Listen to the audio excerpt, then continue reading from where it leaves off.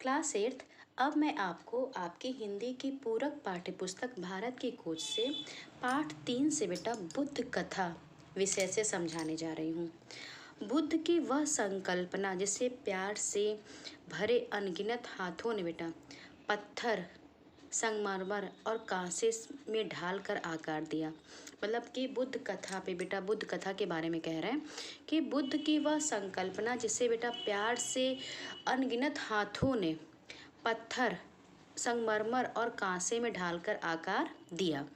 भारतीयों के विचार की बेटा समग्र आत्मा की या कम से कम उसके एक तेजस्वी पक्ष का प्रतीक है बुद्ध की कथा। अब क्या है, कमल के फूल पर बैठे हुए, शांत और धीर, वासनाओं और लालसाओं से भरे हुए, इस संसार के तूफानों और संघर्षों से दूर, वे इतनी दूर पहुँच से इतने परे मालूम होते हैं कि जैसे उन्हें पाना क्या है, असंभव है। मतलब कि बुद्ध कथा जो है बेटा बुद्ध की वह संकल्पना जिसे प्यार से न जाने कितने हाथों ने, अनगिनत हाथों ने पत्थर, संगमरमर और कांसे में ढाल कर आकार दिया है और विचारों की समग्र आत्मा की और कम से कम उसके एक तेजस्वी पक्ष का वह प्रतीक है, एक पक्ष का वह प्रतीक है। कमल के फूल पर बैठे हुए हैं, शांत और धीर, वासनाओं और लालसाओं से एकदम दूर, और इस संसार के तूफान और संघर्षों से वे दूर हैं और पहुंच से इतने परे मालूम होते हैं कि जैसे लगता है कि उन्हें पाना क्या है, असंभव है। लेकिन जब हम उन्हें दोबारा देखते हैं तो उनकी आकृति क्या रहती है, आकृति जीवन शक्ति से भरी जान पड़ती है। मतलब कि जो उनका फूल पर बैठे हुए हैं, शांत और धीर है, वासनाओं और लालसाओं से एकदम दूर है, संसार का तूफान और संघर्षों से भी दूर हैं और वे इतने दूर हैं कि उनको पाना जैसे असंभव लगता है। लेकिन जब दोबारा हम उन्हें देखते हैं तो जीवन शक्ति से भरी वह आकृति, जो उनकी आकृति है, उनकी आकृति जीवन शक्ति से भरी हुई मालूम पड़ती।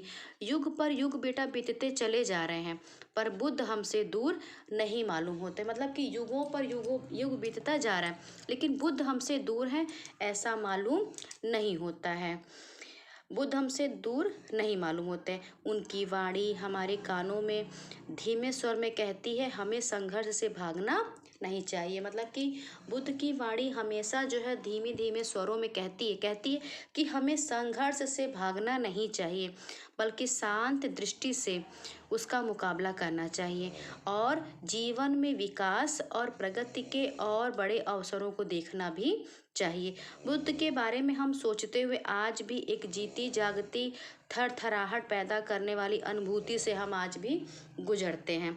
उस राष्ट्र और जाति के पास निश्चय ही समझदारी और आंतरिक शक्ति की गहरी संचित निधि होगी। मतलब कि बुद्ध के बारे में हम सोचते हुए बेटा आज भी हम एक जीती जागती थरथराहट पैदा करने वाली अनुभूति से गुजरते हैं और साथ ही साथ जो है उस राष्ट्र और जाति के पास निश्चय ही समझदारी और आंतरिक शक्ति की गहरी संचित निधि होगी जो ऐसे भव्य आदर्श को जन्म दे सकती है।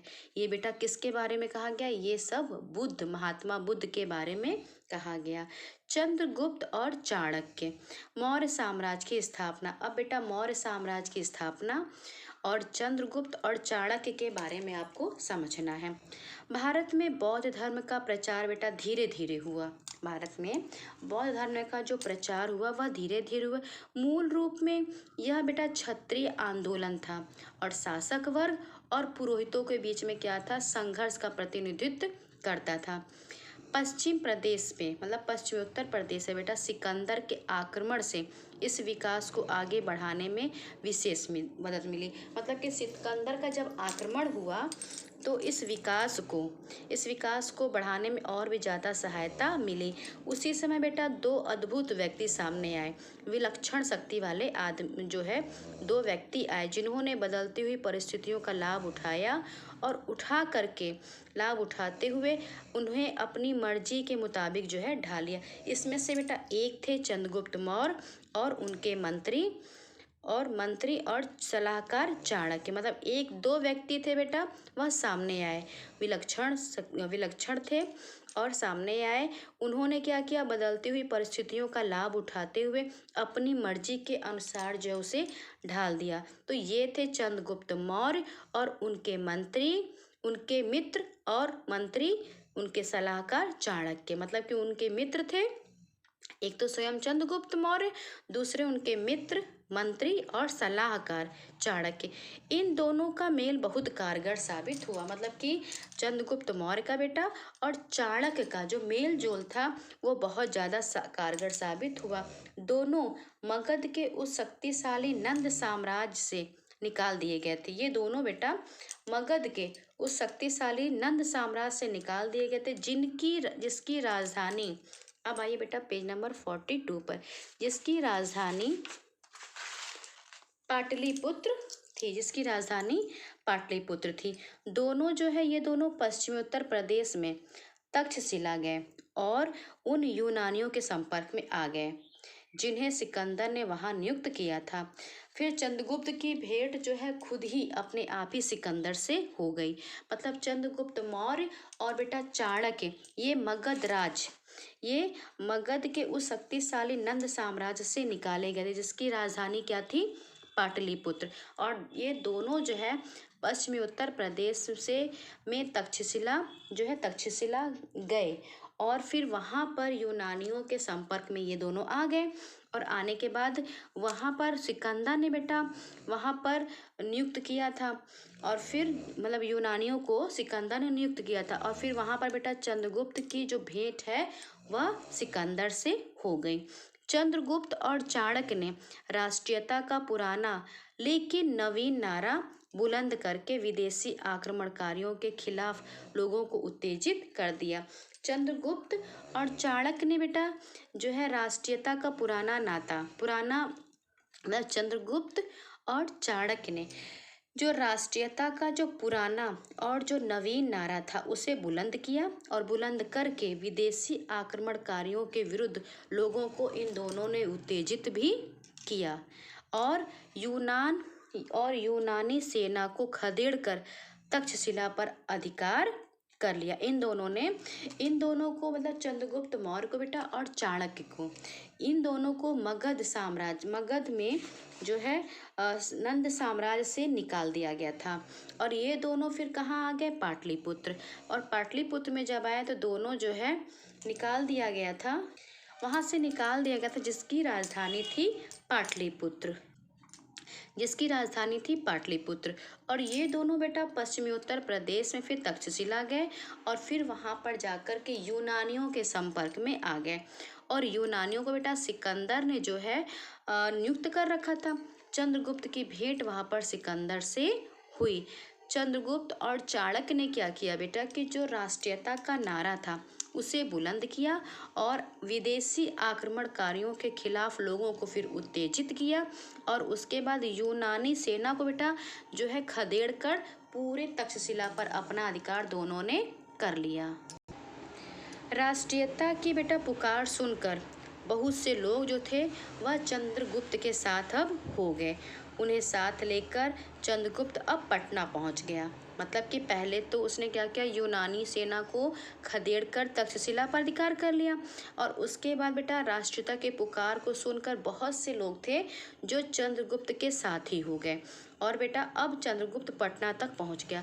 सिकंदर की मृत्यु के 2 ही वर्ष में उसने पाटलिपुत्र पर भी अधिकार कर लिया और चंद्रगुप्त मौर्य ने बेटा मौर्य साम्राज्य की स्थापना की। तो अब मैंने बताया क्लास 8 कि चंद्रगुप्त मौर्य ने किस तरह से मौर्य साम्राज्य की स्थापना की थी। लिखित इतिहास में पहली बार एक विराट केंद्रीय राज्य की स्थापना हुई थी। मतलब कि मौर्य साम्राज्य की जो स्थापना है बेटा, ये लिखित इतिहास में जो मतलब लिखा हुआ हमें मिला है, लिखित इतिहास में ये पहली बार एक विराट और केंद्रीय राज्य की स्थापना हुई थी। पाटलिपुत्र इस महान साम्राज्य की राजधानी था। पाटलिपुत्र जो है बेटा इस महान साम्राज्य की राजधानी थी। यह नया राज्य था कैसा? सौभाग्य से हमें इसका पूरा ब्यौरा मिलता है। मतलब कि ये नया राज्य जो था पाटलिपुत्र, इस महान साम्राज्य की राजधानी थी और इतिहास में बेटा लिखित रूप में हमें सबसे पहली बार विराट केंद्रीय राज्य की स्थापना जो है यह हुई थी। ये जो नया राज्य है ये कैसा है, सौभाग्य से हमें इसका पूरा पूरा ब्यौरा भी प्राप्त है, भारतीय भी और यूनानी भी। एक विवरण सिल्यूकस के राजदूत थे बेटा मैग्निस ने छोड़ा था। दूसरा है कौटिल्य का अर्थशास्त्र, मतलब कि जो हमें पूरा ब्यौरा मिलता है। तो एक विवरण था बेटा राजदूत मैग्नेस्थीज ने छोड़ा है, और दूसरा है कौटिल्य का अर्थशास्त्र जो कहीं अधिक महत्वपूर्ण राजनीति शास्त्र है। मतलब कि मेगास्थनीज ने छोड़ा, सेल्यूकस के राजदूत मेगास्थनीज ने छोड़ा, और दूसरा है कौटिल्य का अर्थशास्त्र और जो कहीं अधिक महत्वपूर्ण राजनीति शास्त्र है। उस समय की रचना है, मतलब उस समय की रचना क्या है बेटा, राजनीति शास्त्र, अर्थशास्त्र। कौटिल्य चाणक्य का ही दूसरा नाम था बेटा, जो कौटिल्य है ये चाणक्य का ही दूसरा नाम था। हर दृष्टि से वह बड़ा आदमी था। यहाँ पर बेटा चाणक्य के बारे में है। हर दृष्टि से वह बड़ा आदमी था, बुद्धिमानी था, कर्मठता में भी था। इस युग के बारे में एक प्राचीन भारतीय नाटक है। मतलब ये जो युग है, मतलब गुप्त साम्राज्य जिस समय था, तो उसी युग के समय बेटा एक प्राचीन भारतीय नाटक है मुद्राक्षस। इस नाटक में बेटा चाणक्य की वह तस्वीर उभरती है जिसमें साहसी, षड्यंत्री, अभिमानी, प्रतिशोधी, जो कभी अपमान को भूलता नहीं था। चाणक्य कैसा था बेटा, चाणक्य साहसी भी था, षड्यंत्री भी था, अभिमानी था, प्रतिशोधी था। अगर कोई उसका अपमान कर दे तो वह भूलता नहीं था, ना अपने लक्ष्य को वह भूलता था। दुश्मन को धोखा देने और पराजित करने के लिए बेटा उसे हर तरीका मालूम था। चाणक्य को अपने दुश्मन को धोखा देने के लिए और पराजित करने के लिए उसे हर तरीका मालूम था, उसका इस्तेमाल करता था। वह साम्राज्य की बागडोर हाथ से संभाले रहता और सम्राट को स्वामी की तरह नहीं बल्कि अपने एक प्रिय शिष्य की तरह से देखता था। चाणक्य बेटा अपने जीवन में सादा था, तपस्वी था, ऊंचे पद की शान शौकत में उसे कोई भी दिलचस्पी चाणक्य को नहीं थी। जब वह अपनी शपथ पूरी कर लेता और अपने उद्देश्य में सफल हो जाता तो सेवानिवृत्त होकर चिंतन मनन का जीवन बिताना चाहता था। चाणक्य अपने लक्ष्य को पूरा करने के लिए बेटा शायद ही कोई ऐसी बात रही हो जिसे करने में चाणक्य किसी प्रकार का संकोच चाणक्य को होता हो। मतलब कि अपना लक्ष्य, अपना उद्देश्य पूरा करने के लिए शायद ही कोई ऐसी बात रही हो जिसे करने में चाणक्य को किसी प्रकार का भी संकोच होता हो।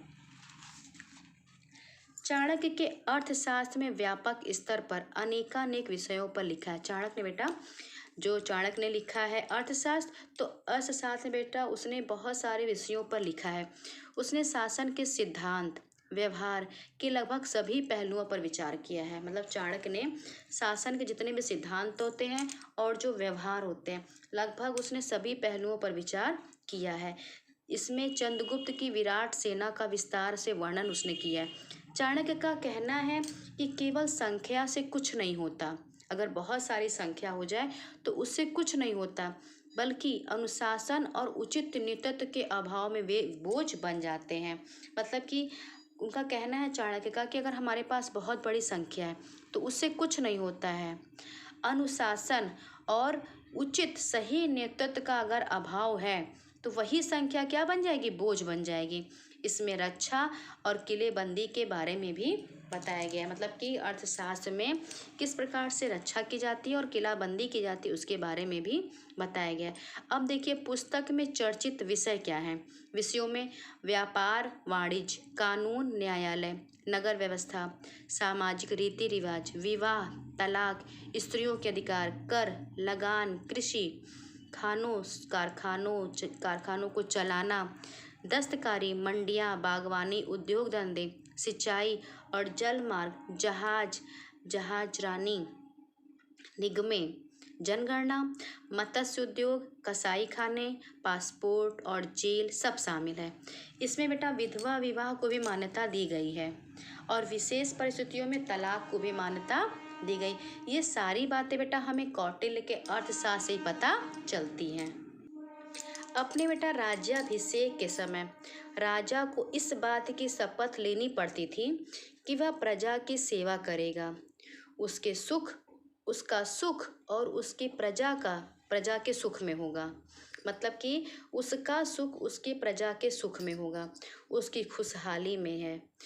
वह उसी को अच्छा समझेगा जो उसकी प्रजा को अच्छा लगेगा। मतलब राजा को वही अच्छा लगेगा जो उसकी प्रजा को अच्छा लगेगा, उसे नहीं जो खुद को अच्छा लगे। यदि राजा उत्साही होगा तो प्रजा समान रूप से उत्साही होगी। मतलब अगर राजा उत्साही होगा तो प्रजा भी उत्साही होगी। सार्वजनिक काम राजा की मर्जी के मोहताज नहीं होते, उसे खुद हमेशा के लिए तैयार रहना चाहिए। यदि कोई राजा अनीति करता है तो उसकी प्रजा को अधिकार है कि वह उस राजा को हटाकर किसी दूसरे को उसकी जगह बैठा दे। अशोक। अब अगला विषय बेटा अशोक। 273 ईसा पूर्व में अशोक इस महान साम्राज्य का उत्तराधिकारी हुआ। कौन सा साम्राज्य बेटा? मौर्य साम्राज्य का उत्तराधिकारी जो है अशोक हुआ। इससे पहले वह पश्चिमी उत्तर प्रदेश का शासक था, जिसकी राजधानी विश्वविद्यालय की नगरी तक्षशिला थी। मतलब विश्वविद्यालय की नगरी कौन सी है बेटा? तक्षशिला, जो भी मैंने अभी आपको समझाया है। उस समय बेटा साम्राज्य के भीतर भारत का एक बहुत बड़ा भाग आ गया था। जिस समय बेटा अशोक इस साम्राज्य का उत्तराधिकारी बना तो उस समय बेटा जो है भारत का बहुत बड़ा भाग भी उसमें, उस समय साम्राज्य के भीतर भारत का बहुत बड़ा भाग आ गया था। उसका विस्तार मध्य एशिया तक हो चुका था केवल। अब आइए पेज नंबर 44 पर। केवल दक्षिण पूर्व और दक्षिण का एक भाग उसके अधिकार क्षेत्र में नहीं था। मतलब कि जिस समय बेटा अशोक साम्राज्य पर आया है तो उस समय बेटा साम्राज्य के भीतर जो है, उसके साम्राज्य के अंदर जो है भारत का एक बहुत बड़ा भाग आ गया था, जो उसका विस्तार जो अब मध्य एशिया तक हो गया था। लेकिन केवल जो है बेटा दक्षिण पूर्व और दक्षिण का एक भाग ऐसा था जिस पर अधिकार नहीं हो पाया था। संपूर्ण भारत को एक शासन व्यवस्था के मातहत इकट्ठा करने के पुराने सपने ने बेटा अशोक को प्रेरित कर दिया और उसने तुरंत ही पूर्वी तट के कलिंग प्रदेश को जीतने की ठान ली। मतलब कि भारत में मध्य एशिया तक बेटा एक बहुत बड़ा हिस्सा आ गया था। बस मात्र क्या था, दक्षिण पूर्व और दक्षिण का ही एक ऐसा भाग था जो उसके अधिकार में नहीं आया था। और अशोक का बेटा ये सपना था कि संपूर्ण भारत को एक शासन व्यवस्था में क्या कर दे, इकट्ठा कर दे। और बस उसने तुरंत क्या किया कि पूर्वी तट के कलिंग प्रदेश को जीतने की ठान ली। कलिंग के लोगों के बहादुरी से मुकाबला करने के बाद बेटा अशोक की सेना जीत गई। मतलब कलिंग के लोग जो थे वो बहादुर थे, बहादुरी से मुकाबला किए और उसके बाद भी अशोक की सेना जो है जीत गई। लेकिन बेटा क्या हुआ कि इस युद्ध में बहुत भयंकर कत्ले आम हुआ। जब इसकी खबर बेटा अशोक को मिली तो उसे बहुत कष्ट हुआ, बहुत पछतावा हुआ कि इतना ज़्यादा भयंकर कत्ले आम हुआ। और अशोक की बेटा युद्ध से अब क्या हो गई, विरक्ति हो गई। मतलब कि अशोक अब युद्ध से दूर हो गए।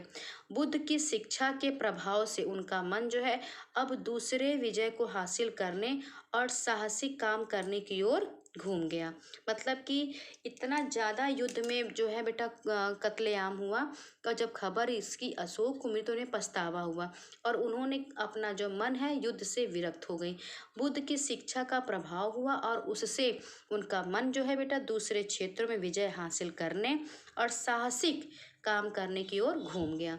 अशोक के विचार कर्म के बारे में हमें बेटा फरमानों से जानकारी प्राप्त होती है। अशोक के कैसे विचार थी, उनके कर्म कैसे थे, तो इसके बारे में बेटा हमें फरमानों से जानकारी मिलती है जो उसने जारी किए थे। मतलब कि जो अशोक ने जारी किए थे फरमान, उनसे हमें जानकारी मिलती है। जो पत्थर और धातु पर खोदे भी गए। मतलब कि अशोक ने जो फरमान जारी किए थे, उन्हीं फरमानों से हमें अशोक के विचार और कर्मों के बारे में पता चलता है, जो पत्थर और धातुओं पर खोदे गए। ये फरमान बेटा पूरे भारत में फैले हैं और अब भी मिलते हैं, जो फरमान अशोक ने जारी किए थे। कलिंग को साम्राज्य में मिलाए जाने के ठीक बाद, जब बेटा अशोक ने कलिंग को साम्राज्य में मिला लिया, तो उसके ठीक बाद ही सम्राट ने धर्म के नियमों का उत्साहपूर्वक पालन किया। उन नियमों के प्रति प्रेम और उसको अंगीकार भी करना उन्होंने शुरू कर दिया। उनमें एक फरमान में कहा गया है कि अशोक अब आगे किसी प्रकार की हत्या या बंदी बनाए जाने को सहन नहीं करेगा। मतलब एक फरमान हमें और मिलता है जिसमें ये लिखा है कि अशोक अब आगे किसी हत्या या बंदी बनाए जाने को सहन नहीं करेगा। बट हमको बेटा एक फरमान और मिलता है जिससे हमें ये पता चलता है कि अशोक अब आगे किसी प्रकार की हत्या या बनाए जाने को अब सहन नहीं करेगा। कलिंग में मरने और बंदी बनाए जाने वाले लोगों के 100वें 1000वें हिस्से को भी नहीं। सच्ची विजय, कर्तव्य और धर्म पालन करके लोगों के हृदय को जीतने में है। मतलब कि अब अशोक ने बेटा हत्या और जो लोग बंदी बनाए गए, तो उसने कहा कि अब मैं इनको सहन नहीं करूँगा। जो सच्ची विजय है वो क्या है? वो तो ये है कि धर्म पालन करके लोगों के हृदय को जीतने में, मतलब कि लोगों के दिलों को जीत लो। फरमान में आगे कहा गया है इसके अलावा यदि कोई उनके साथ बुराई करेगा तो उसे भी जहाँ तक संभव होगा सम्राट को झेलना होगा। मतलब कोई अगर बुराई भी करता है तो वह भी सम्राट अशोक झेलेंगे। महामहिम सम्राट की यह चाहत है कि जीव मात्र की रक्षा हो, उनमें आत्म संयम हो, उन्हें मन की शांति और आनंद प्राप्त हो। मतलब कलिंग युद्ध के बाद बेटा अशोक का मन जो था युद्ध से क्या हो गया? विरक्त हो गया। अब उन्होंने कहा कि सच्ची जीत ये है कि लोगों के हृदय को जीत लो। उन्होंने कहा कि अगर कोई बुराई करेगा तो जहाँ तक संभव होगा उसे झेलेंगे। फिर उनकी चाहत आकांक्षा ये है कि जीव मात्र की रक्षा करो, आत्म संयम मतलब कि अपनी आत्मा पे संयम रखो, मन की शांति और आनंद प्राप्त हो। इस अद्भुत शासक ने, जिसे आज भी भारत और एशिया के बहुत से दूसरे भागों में बेटा प्यार से याद किया जाता है। जो अशोक है बेटा ये सबके प्रिय शासक थे। इन्हें बेटा आज भी भारत और एशिया के जो दूसरे भाग हैं वहाँ उनमें भी इनको प्यार से याद किया जाता है।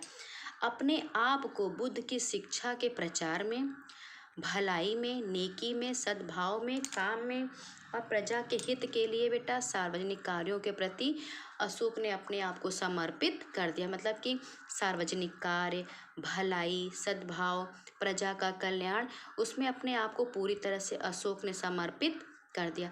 अशोक ने ऐलान कर दिया था कि वह इनके लिए हमेशा तैयार है।